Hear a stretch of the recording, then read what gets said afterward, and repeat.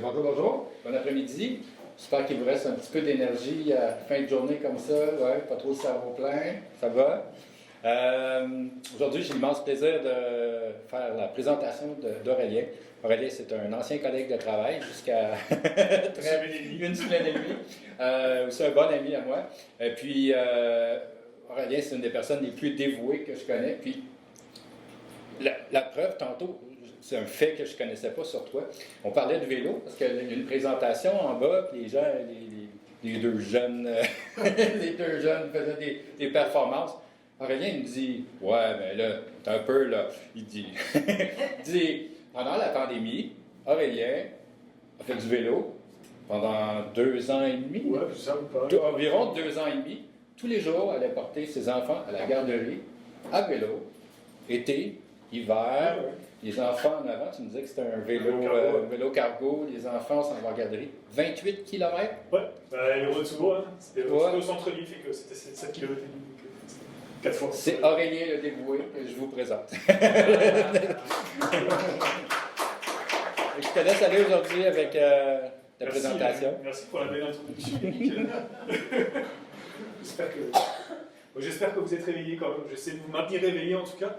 Donc on va parler du succès de l'IA par l'expérience utilisateur, donc du succès du projet de l'IA.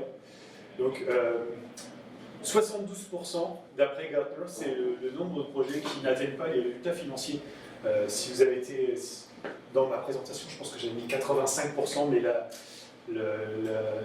c'était pas le même calcul exactement, puis ça datait de 2024, alors celui-là date de 2026. Puis là, j'aime bien sur justement le retour sur le ROI, sur le retour sur l'investissement, donc c'est 28%.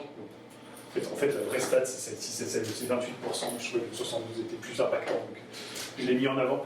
Et puis en plus, là, il y a à peu près 20% des projets qui sont un fail complet, en fait, donc des projets qui intègrent l'IA, qui sont un fail complet encore aujourd'hui.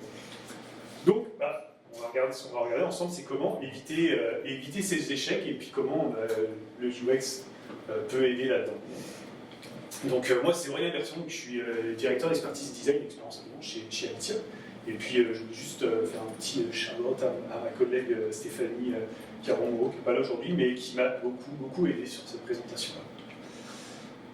Quelques définitions pour commencer, pour être sûr qu'on est sur la même longueur d'onde. Donc quand on parle d'IA aujourd'hui, en fait on parle de machine learning, c'est de l'apprentissage automatique en français. Donc c'est des algorithmes qui sont capables d'apprendre à partir de données en fait, et de prendre une décision eux-mêmes, en fait, par eux-mêmes. Et puis quand on parle de UX ici, là, c'est l'expérience qui est vécue par les utilisateurs d'un produit ou d'un service. Et là, spécifiquement, on va parler de l'interaction entre les humains et une IA. Petit état de lieu, en fait, pourquoi autant d'échecs? Donc, je vous montre à prendre un petit pas de recul, un petit step back là. Selon vous, quel est le point commun entre ces technologies-là, sur ces périodes données? Donc, maintenant, si je prends les sites web 2000 à 2004, les applications mobiles 2010-2015, la blockchain, avec la crypto, les NFT, tout ça, 2014-2023, puis l'IA générative à 2023, je dirais 2025, allez, j'aurais pu l'ajouter. J'aurais pu ajouter Metaverse aussi 2022, je pense, ça fait ça.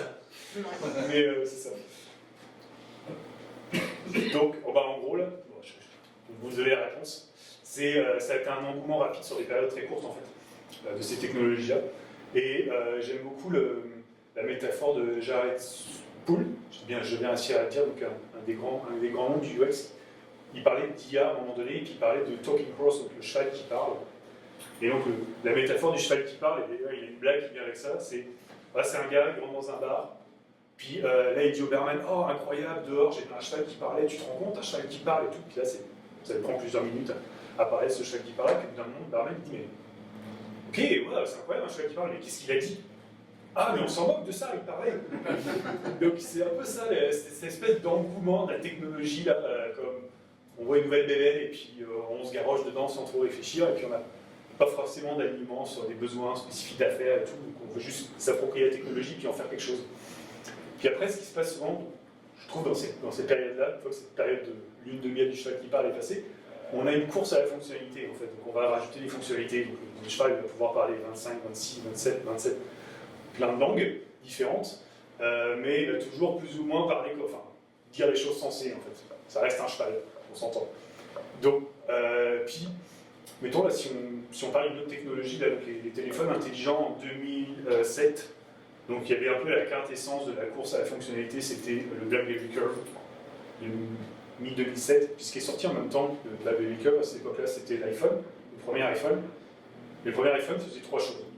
Il faisait téléphone, c'est un téléphone quand même, et on pouvait écouter de la musique avec, et on pouvait aller sur Internet. Mais c'est tout, puis c'était... Et Steve Jobs le dit dans sa présentation de l'iPhone, il est facile à utiliser, je pense qu'il le dit à peu près 4 fois. Donc c'est vraiment ça en fait. Là on a changé on est arrivé ici en fait finalement avec l'iPhone, on a changé d'étape en fait, on est passé en expérience focus où finalement on se dit ok comment on peut aligner une technologie sur nos besoins d'affaires et puis comment ça peut impacter nos utilisateurs et apporter de la valeur à nos utilisateurs, à nos clients. Puis finalement, aujourd'hui, tout le monde a un téléphone intelligent, puis ça devient une commodité. Tout le monde trouve ça normal. Moi, ce que je proposerais comme plutôt positionnement ou adhésion d'une nouvelle technologie, c'est on a toujours de cheval qui parle. Je pense que c'est important. Là, on est des humains, puis on aime bien avoir une nouvelle bébé, et puis comme interagir avec une nouvelle chose, surtout quand on travaille en TI. Puis c'est ça. Mais par contre, ça devrait pas être une raison de prendre une nouvelle technologie. En fait, ce qui devrait être la raison, c'est vraiment le focus sur l'expérience. En fait, c'est quoi nos objectifs d'affaires, et puis c'est quoi les objectifs de nos utilisateurs ou nos clients finaux, puis c'est quoi la valeur que ça peut nous apporter en fait, finalement. Donc, oui, un cheval qui parle, c'est bien, mais comment concrètement il peut nous aider? C'est vraiment ça la question qu'on peut se poser. Et puis si on parle d'IA, donc ça va être, ça va favoriser l'interaction humain-machine, donc vraiment comment on peut favoriser cette interaction-là.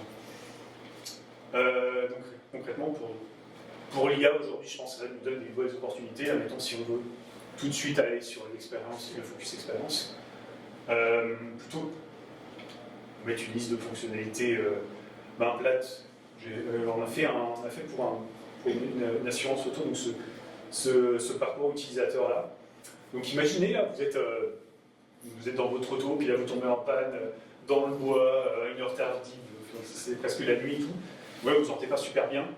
Et puis là, en fait, ce qui pourrait se passer, c'est que l'application de votre assureur que vous avez installée sur votre téléphone vous envoie une notification, en fait, parce que vous avez besoin d'aide. Donc ça, c'est quelque chose qu'une IA pourrait détecter, en fait, par rapport à un pattern inhabituel, quelque chose d'inhabituel. Là, il détecte que vous êtes dans un endroit où vous n'êtes pas censé être, et en tout cas, c'est en mouvement. Donc là, effectivement, il faut avoir le consentement de l'utilisateur, on va y revenir après sur ça, c'est super important. Mais ce qui va se passer, c'est qu'on va pouvoir se sentir tout de suite pris en charge, en fait. Ok, mon assureur sait que je sais que j'ai un problème tout de suite, donc là, je peux tout de suite interagir avec mon application, et l'IA va pouvoir continuer à évaluer mon problème, en fait.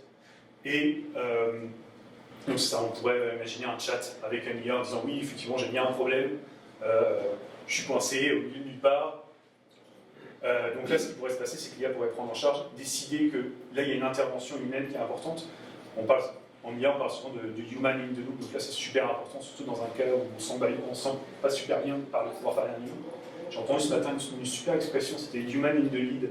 C'est-à-dire que c'est à l'humain de décider si lui ou pas doit continuer l'action ou pas, là, finalement. Donc là, effectivement, dans ce cas-là, ce serait que l'humain prend en charge la situation, décide qu'effectivement, mon client a besoin d'aide.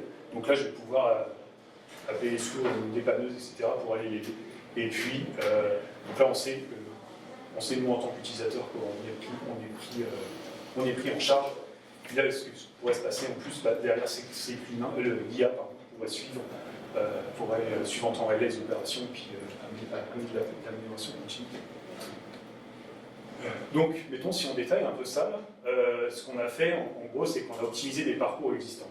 Optimisé un parcours utilisateur, et on a juste inséré l'IA à des moments clés, en fait, pour pouvoir apporter de la valeur à des moments spécifiques. En fait. On pourrait même aller plus loin que ça en personnalisant le langage, le ton. Pourquoi pas même personnaliser les interfaces directement. En fait, l'IA pourrait personnaliser l'interface en fonction des besoins de l'utilisateur et puis des préférences. J'ai mis un autre exemple là que je trouve assez intéressant, Spotify avec leur outil de DJX, je crois qu'il s'appelle aujourd'hui. En fait, ça crée, je ne sais pas si vous avez eu l'occasion d'utiliser, mais je trouve que ça a créé une espèce d'intimité en fait avec notre lecteur de musique que je trouve assez intéressante. Et donc de personnalisation aussi, parce qu'effectivement il va jouer de la musique qu'on est censé bien aimer.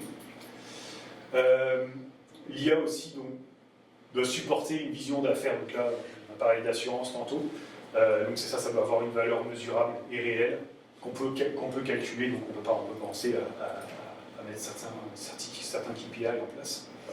Et aussi savoir quand l'IA c'est bien, mais savoir quand l'interaction humaine est nécessaire, c'est super important.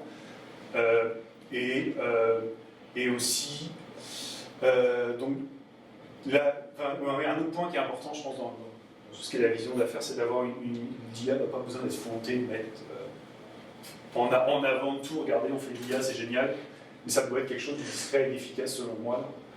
Comme une bonne expérience utilisateur doit être discrète et efficace. C'est la même chose pour l'IA, et un exemple que j'ai mis ici, là, c'est Global Fishing Watch.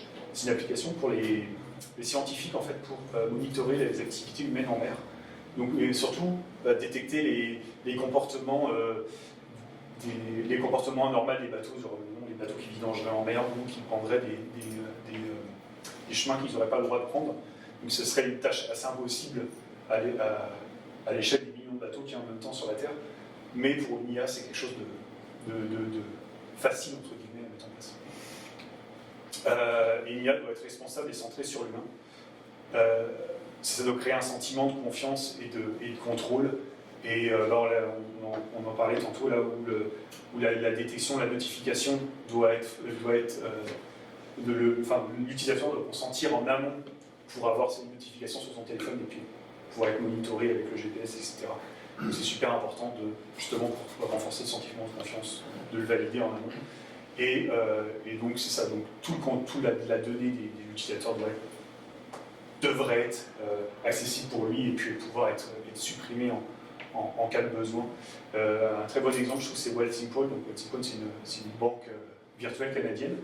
Et eux, ils travaillent beaucoup justement sur la transparence de la donnée. Ils utilisent beaucoup l'IA pour les investissements. Mais c'est ça, ils ont une politique très claire justement. Puis c'est sûr, quand on compétitionne contre les grandes banques canadiennes qui sont déjà connues du public, c'est super important d'avoir ça. Bon, comment on peut mettre ça en place concrètement?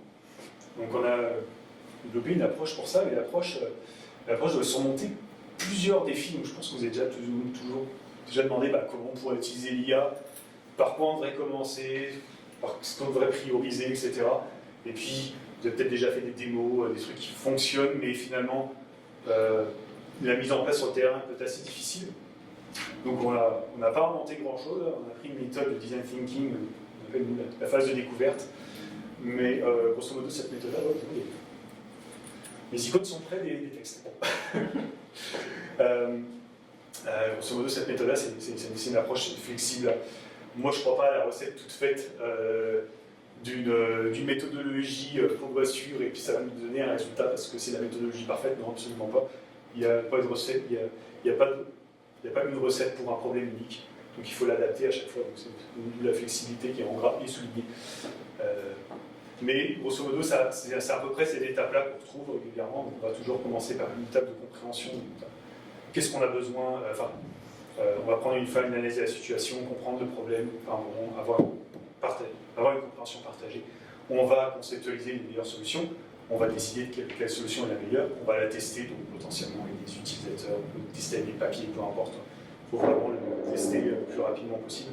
Et puis finalement valider avec tout ce qu'on aura récolté en fait, valider si ces solutions-là sont valides ou pas. Dans le sens. Je vais rentrer dans le concret, ça va être une chose intéressante aussi. Donc une étude de cas. On a fait un outil de documentation de projet en fait. On avait une problématique dans cette compagnie-là, c'était souvent que les projets changent souvent. On a des chargés de projet qui changent de projet, qui n'ont pas eu le temps forcément de bien documenter les choses. On a des documentations qui sont dans SharePoint, dans Confluence, dans des notepads quelque part. Donc vraiment des choses assez éparpillées. Et donc souvent on avait besoin d'avoir un résumé de ce projet-là, puis une documentation complète en fait, qui étaient éparpillés, puis quand on revenait sur le projet, bah, c'était difficile de... Enfin, dans ce cas-là, c'était vraiment difficile de savoir où on était rendu. Puis ça rajoute un risque d'erreur, parce que forcément, la documentation c'est toujours une tâche manuelle. Donc ce qu'on a fait pour ça, je vais nommer, on a fait une phase de découverte. Donc, vous voyez, c'est un peu différent, justement, parce qu'on l'adapte à chaque fois, mais ça commence par toujours pareil. On commence par comprendre. Donc, on a cadré la problématique, pardon. On a défini une vision. Ça, c'est super important. Puis je trouve que c'est quelque chose qu'on oublie souvent. C'est qu'en fait, c'est bien de vouloir régler les problèmes, mais souvent, quand on veut régler un problème, ben, on va en créer d'autres à côté. Donc, définir une vision d'un projet, c'est finalement beaucoup plus important. Puis c'est ça qui va nous guider, puis savoir qu'on atteint l'objectif quand on a atteint cette vision-là. Donc, la définir dès le début, c'est super intéressant. Ensuite, on a conceptualisé, on a analysé plusieurs solutions potentielles, on a mappé les parcours utilisateurs, on a fait la structure de la documentation aussi qu'on avait besoin, on a cherché les données qu'on avait besoin aussi. Et puis là, on est tout de suite allé pas mal dans le technique parce que on voulait se limiter aux outils qu'on avait dans cette compagnie-là. Donc on est parti avec M365, le fameux copilote. Et puis c'est ça, on a défini notre MVP, donc vraiment le minimum qu'on avait besoin, on a priorisé les différentes fonctionnalités qu'on avait besoin, puis on a défini des KPI, donc des indicateurs clés de performance, justement pour avoir un retour sans investissement, parce que là le retour sans investissement n'est pas forcément en argent, mais en efficacité opérationnelle, on va dire. Une fois qu'on a ça, on a fait les flèches. On a fait des itérations, on a fait beaucoup d'itérations de tests en fait. Donc on a testé rapidement est-ce que nos parcours utilisateurs faisaient du sens auprès de nos utilisateurs finaux, les chargés de projet de ce monde et tout. On a fait des tests techniques aussi parce que c'était quelque chose, c'était la première fois qu'on faisait ce genre de projet, donc il a fallu itérer beaucoup. Et puis finalement, une fois qu'on a eu ça, on a pu en fait, tout de suite déployer finalement.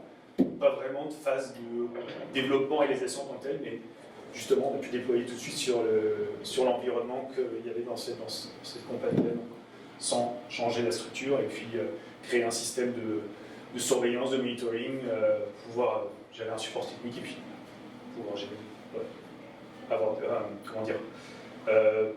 planifier des évolutions. En termes de résultats, donc on a eu un investissement minime parce que on a utilisé des outils qu'on avait à disposition. Ça a été directement intégré à Teams, donc tout le monde utilisait Teams, parfait. Et puis ça a été un gain de temps aussi parce qu'on a pu avoir un gain de temps par tâche et par utilisateur. Justement avec ce que vous voyez sur le côté, en fait c'est vraiment la conversation en fait, qu'on a designé pour avoir les bons documents et puis poser les bonnes questions, etc. à notre utilisateur. Et puis on a aussi, et ça c'est super important, la gouvernance. La gouvernance, donc c'est quoi les règles, qui sont les responsables, c'est quoi les mécaniques de contrôle. Ce genre de choses qui je pense, encore plus important en IA, parce que souvent c'est la première fois qu'on fait dans les entreprises, c'est la première fois qu'on fait des projets IA. C'est pas une refonte d'un projet, c'est un nouveau projet. Donc la gouvernance, c'est quelque chose auquel on doit encore extrêmement beaucoup penser. Donc quel était le rôle du UX là-dedans? Donc compréhension des besoins des utilisateurs, le contexte, amélioration des parcours et de l'écosystème. On a pu s'intégrer à un écosystème existant. On a optimisé les interactions IA humain avec justement le design conversationnel que vous voyez là. C'était pas mal des branches en fait avec Copilot Studio, c'est assez fun, c'est qu'on peut coder en Node, là, donc du low code, no code. Donc c'est assez intéressant à faire justement. Et puis avoir une conversation cadrée en fait. On a eu un regard sur la qualité de la donnée. Ça nous a permis de savoir à quel moment on a la bonne qualité de données. Et puis on a pu aider à définir la gouvernance. Mauvais sens. En conclusion. Donc le succès d'un projet d'IA, c'est ça. Ça passe par un besoin réel, donc un besoin d'affaires réel, mais pas par une technologie en fait. Et puis peut-être même à la fin de la journée, on n'a peut-être même pas besoin d'IA pour régler notre problème. Ça pourrait arriver. Et donc c'est ça, on doit créer une valeur mesurable à partir d'un besoin, donc d'un besoin d'affaires, et de l'impact que ça va avoir sur nos utilisateurs, sur nos clients. On doit s'appuyer sur de la donnée, sur la qualité de la donnée, et puis mettre en place une gouvernance solide. Et le UX peut aider dans tout ça. Donc, j'espère que ça, en tout cas, j'espère que ça. Cette conclusion-là correspond à ce que vous avez vu. Voilà.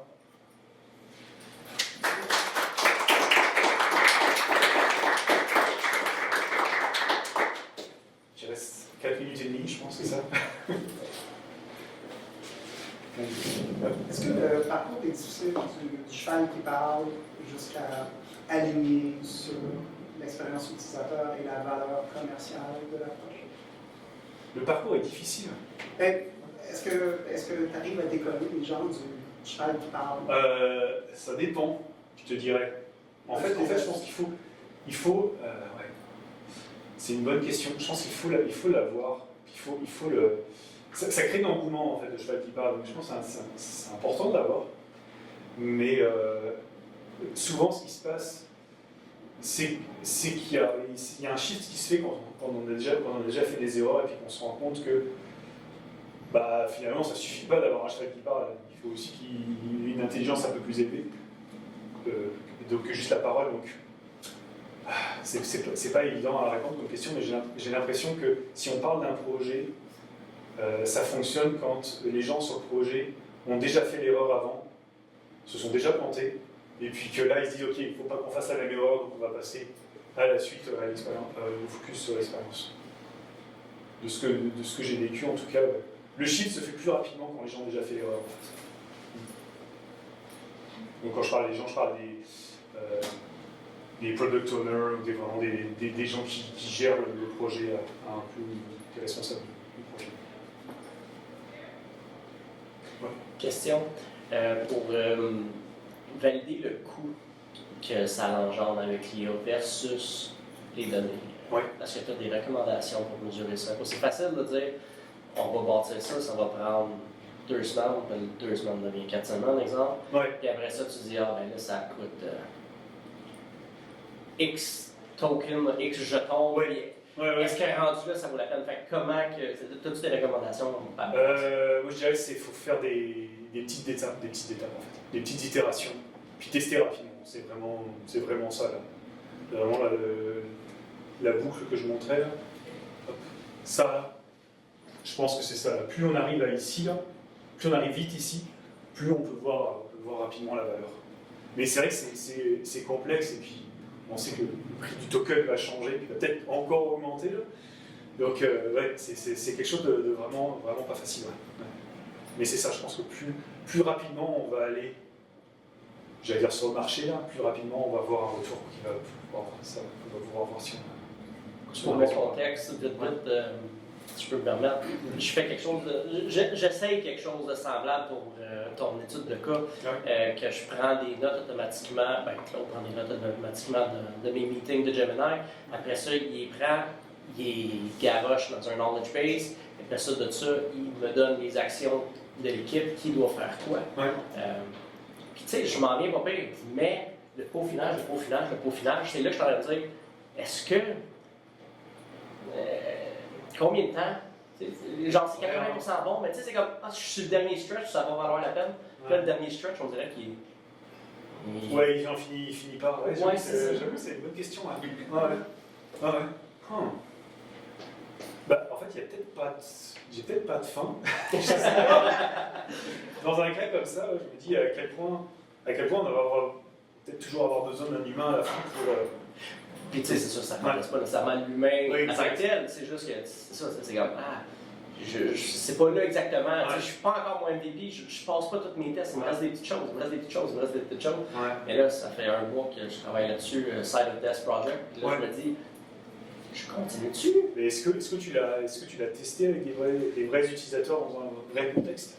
En ce moment, c'est un outil personnel, Ouais. puis je suis en train de le déployer avec mon équipe, pour que mon équipe puisse voir les tâches et tout. Fait Je pense que je vais le savoir dans pas long, j'ai l'impression. Je pense que c'est ça le but. C'est une fois que tu auras mis ça en prod, on va dire, c'est là que tu vas voir. Puis c'est là qu'il va s'améliorer aussi. C'est vrai que c'est ça la beauté de l'IA, entre guillemets. C'est ça, je me dis. Ouais. Puis même si c'est pas parfait aujourd'hui, demain, ça va être différent, ça va être meilleur. Ouais. Mais je pense que c'est ça. Tu auras peut-être toujours besoin d'une validation humaine à un moment donné. merci. C'est bon? Bon, bah, fini pile à l'heure.